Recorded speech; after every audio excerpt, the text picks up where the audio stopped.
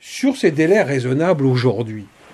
Alors, il faut comprendre, et la Cour suprême l'a compris en 92 dans un arrêt Morin, que ces histoires de délais raisonnables, fallait les lire du côté de l'inculpé, c'est-à-dire que compte tenu du préjudice que ça présentait pour l'inculpé, mais il faut aussi les lire également, cette problématique, il faut la lire également aussi du côté de la société, qui a aussi un intérêt à ce que les personnes, les délinquants, soient traduits en justice et fassent l'objet d'un jugement, en tout cas d'un procès.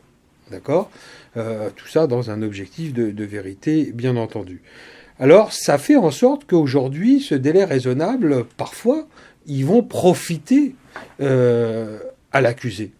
Et il va jouer avec cela pour se dire, pour obtenir par la suite un arrêt des procédures. C'est pour ça que la Cour suprême est revenue sur une jurisprudence, notamment à Escoff, etc., pour regarder ça aussi des deux côtés. On va regarder ça du côté de l'inculpé, mais aussi du côté de la société qui a intérêt à ce que justice soit rendue. Ça fait que le ministère public, aujourd'hui, peut prouver que les délais déraisonnables ont aussi profité à l'accusé.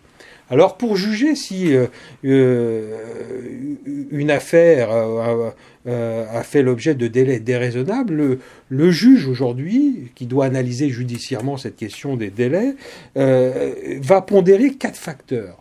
Quels sont ces facteurs ? D'abord, il va s'interroger, il va identifier de quel délai on parle. D'accord ? Deuxième facteur, il va voir est-ce qu'il n'y a pas eu des renonciations à la protection constitutionnelle auquel a droit l'accusé.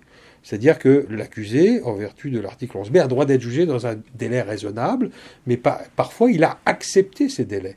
Il a consenti à ce que la couronne fasse des procédures, prenne un peu plus de temps pour la divulgation de la preuve, etc. Et s'il consent à tout ça, on va dire, bon, t'as refusé en tout ou en partie à ta protection constitutionnelle. Okay, donc ces délais, tu les as acceptés, tu les as peut-être pas tous acceptés, mais ceux que tu as acceptés, ils vont pas rentrer dans le cadre des délais déraisonnables. On va également regarder les raisons du délai, c'est-à-dire quelles sont la cause de ces délais. Ça peut être l'accusé qui est responsable de ces délais, je vais vous dire pourquoi dans un instant. Ça peut être aussi la couronne. Et vous avez aussi des délais, si vous voulez, inhérents à la procédure ou à la procédure particulière. Et vous avez aussi des délais institutionnels, qui sont du fait de l'organisation de l'administration judiciaire, de l'administration de la justice. Et enfin, le dernier facteur qu'on va regarder, parmi ces 4 facteurs qu'il faudra pondérer, ce sera le préjudice dont j'ai parlé il y a quelques instants.